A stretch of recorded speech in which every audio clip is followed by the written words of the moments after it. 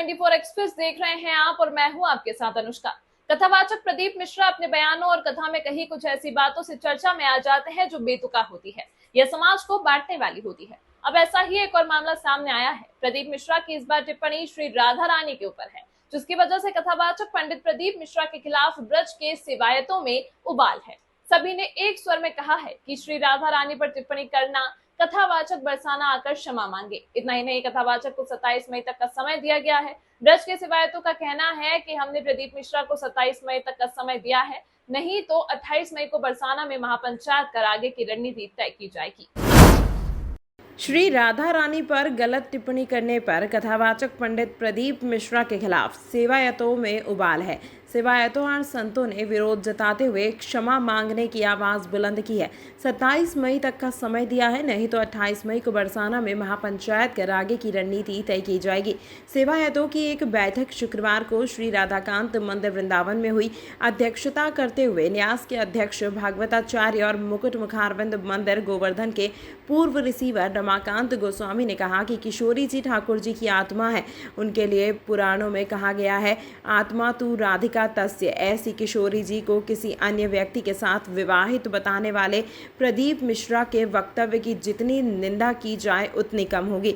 देवालय न्यास की महामंत्री व ब्रजराज दाऊजी महाराज मंदिर के रिसीवर आर.के. पांडेय ने कहा कि जिन्हें राधा तत्व का लेश मात्र भी ज्ञान न हो, ऐसे व्यक्ति जब राधा तत्व के ऊपर प्रवचन करते हैं और जोर जोर से चिल्लाकर बिना सोचे विचार कहते हैं कि श्री राधा के पति का नाम कोई आयान घोष था, तो ऐसे व्यक्तियों पर शर्म आती है। देवालय न्यास के संरक्षक, पुराण प्रवक्ता और शिव पुराण मर्मज्ञ आचार्य मृदुलकांत शास्त्री ने पुराणों के आधार पर विवेचना करते हुए पंडित प्रदीप मिश्रा की एक एक बात का खंडन किया। श्री नंदलाला मंदिर के सेवायत डॉक्टर हरिमोहन गोस्वामी और बरसाना के रिसीवर प्रवीण गोस्वामी ने कहा कि प्रदीप मिश्रा कही गई गलत बात को सत्य साबित करने के लिए पुराणों का गलत उदाहरण दे रहे हैं। भागवताचार्य राजू भैया और अमित भारद्वाज ने भी निंदा की। श्री बंसीवट बिहारी गिरिधारी मंदिर के प्रबंधक आचार्य विनय त्रिपाठी और पूर्ण प्रकाश कौशिक ने कहा कि यदि प्रदीप मिश्रा ने 27 मई तक श्री राधा रानी से क्षमा याचना नहीं की और बरसाना आकर श्री जी को सिर नहीं नवाया, तो 28 मई को प्रातः 10 बजे से श्री लाडली जी की शरण में मंदिर बरसाना में सेवायत ब्रजवासी तीर्थ पुरोहित और संत समाज की महापंचायत का आयोजन किया जाएगा, जिसमें आगे की रणनीति बनाई जाएगी। बोलना इसके अलावा और जघन्य अपराध क्या किया है कि छाता में ससुराल थी राधा रानी की। उससे भी जघन्य अपराध क्या किया है कि राधा रानी के पति, उनको यही नहीं मालूम रायण घोष थे। अगर तुम गौड़िया संप्रदाय की बात करो तो वो भी छाया राधा की बात थी। उस विषय में आप नहीं जा सकते, स्वकीय परकीय का भाव आप नहीं समझ सकते, शास्त्र आपने पढ़े नहीं। इससे ये सिद्ध होता है कि आपने शिव पुराण भी कभी नहीं पढ़ा। खाली टोट के सुन करके ये घास चढ़ा दो, ये दूब चढ़ा दो, ये बेलपत्र चढ़ा दो, ये पान खा लो, ये आम खा लो, ये लोटा जल चढ़ा दो। मूर्ख बना रहे हैं दुनिया को, लेकिन मूर्ख बनाते रहो, उससे हम पे कोई फर्क नहीं है। हम अपने किशोरी जी का अपमान, और किशोरी जी अगर ये आप शब्द कहते हो कि उनका विवाह छाता हुआ था, ससुराल छाता थी, तो बरसाना में श्याम सुंदर के साथ क्यों बैठी हैं?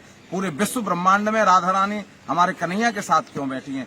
क्या आप अपनी पत्नी को किसी परपुरुष के साथ बैठा सकते हो, या आप किसी परस्त्री के साथ बैठ सकते हो? इतने दिन के जो हमारी आराध्य हैं, जो हमारे हृदय में निवास करती हैं, जो ब्रजवासियों की, ब्रजवासिन के देव गोवर्धन इष्ट श्री राधा रानी, ब्रजवासियों की इष्ट तो श्री किशोरी जी लाडली हैं।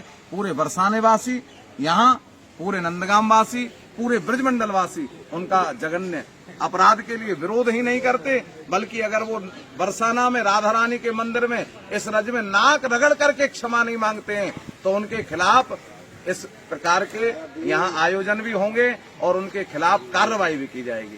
गोसाई जी, ये वास्तव में बहुत ही जघन्य अपराध है जो शास्त्री जी ने वर्णन किया है। इसको विस्तृत में कहने की कोई आवश्यकता नहीं है। इसके लिए हम घोर घोर निंदा करते हैं और प्रदीप मिश्रा घोर घोर निंदा के पात्र हैं। इनकी भर्त्सना करते हैं सभी ब्रज मंडल की तरफ से। श्री राधे राधे। मुखिया जी, ये जो मिश्रा जी ने कहा है कि राधा रानी के संबंध में, वो बिल्कुल ही निराधार है। राधा रानी की दो राजधानी हैं, बृषभानपुर और रावल। यहीं रही है राधा रानी, कहीं भी नहीं गई। यहीं महल है, यहीं इनका दर्शन होता रहा है।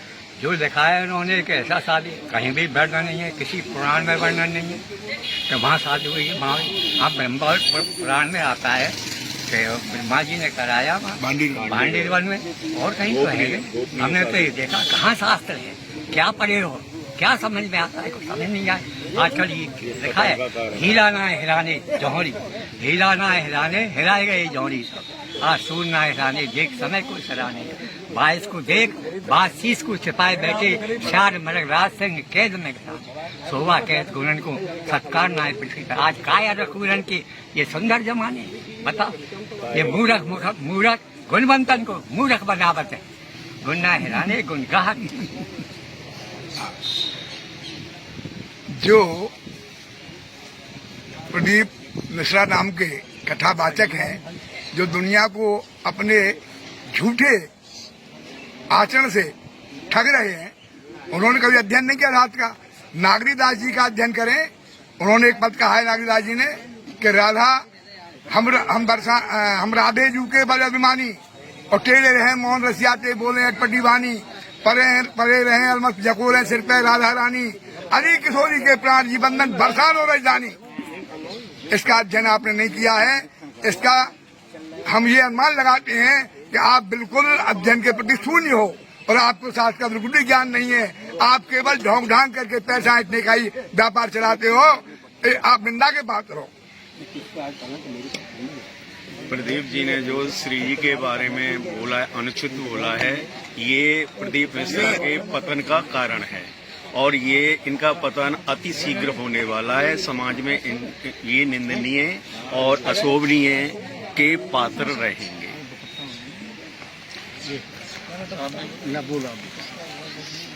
देखिए, बड़े शर्म और संकोच का विषय है।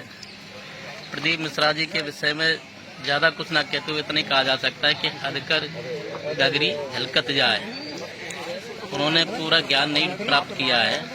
दुनिया को भले ही वो ज्ञानार्जन करा रहे हैं, मुझे नहीं लगता है कि वो किस तरीके से करा रहे हैं। पूरा संसार ये जानता है कि हमारी किशोरी जी का और भगवान श्याम सुंदर की जो शादी है भांडीवर में स्वयं ब्रह्मा जी ने कराई है। वो छाता ससुराल बता रहे हैं, कभी जाप के विषय में कुछ बता रहे हैं।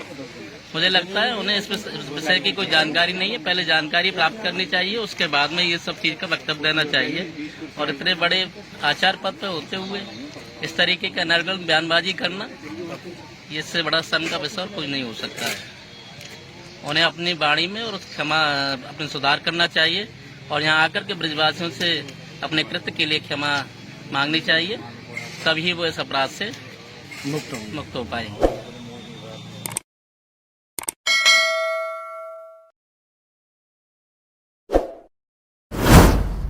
यह खबर आपको कैसी लगी, हमें कमेंट करके अपनी राय जरूर दें। साथ ही इसी तरह की खबरों को देखने के लिए हमारे चैनल खबर 24 एक्सप्रेस को सब्सक्राइब करें।